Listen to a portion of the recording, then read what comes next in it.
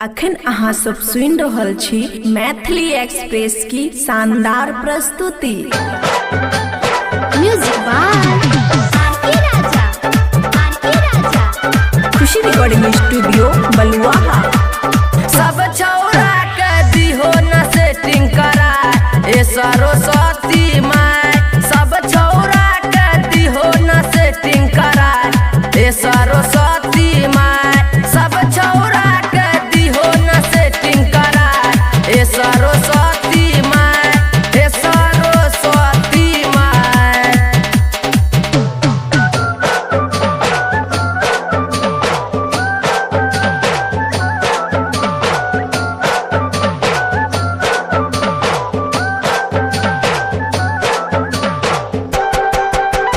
Music by N K Raja, N K Raja, N K राजा।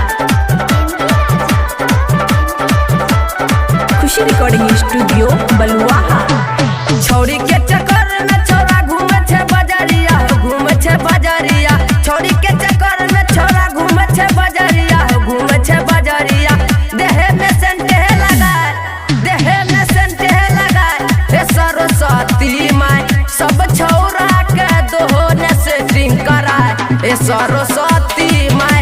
सब छौरा के दोहो ने सेटिंग कराए ए सरस्वती माय, ए सरस्वती माय। Music by R K Raja, R K Raja, R K राजा।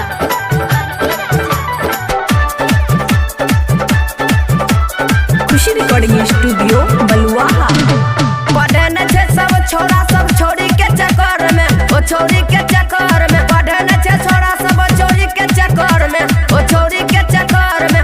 प्यार के बिना बीन बजाए, प्यार के बिना बीन बजाए हे सरस्वती माय। सब छोरवा के दोहो न सेटिंग कराए हे सरस्वती माय।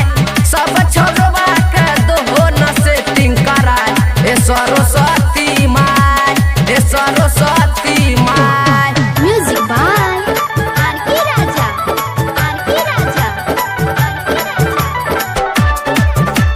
खुशी recording studio Baluaha. Writer Ravin Sanghu मई कारो यादव अमित पवन के गाना बजाए, अमित पवन के गाना बजाए हे सरस्वती माय। सब छोरबा के दोन सेटिंग कराए हे सरस्वती माय।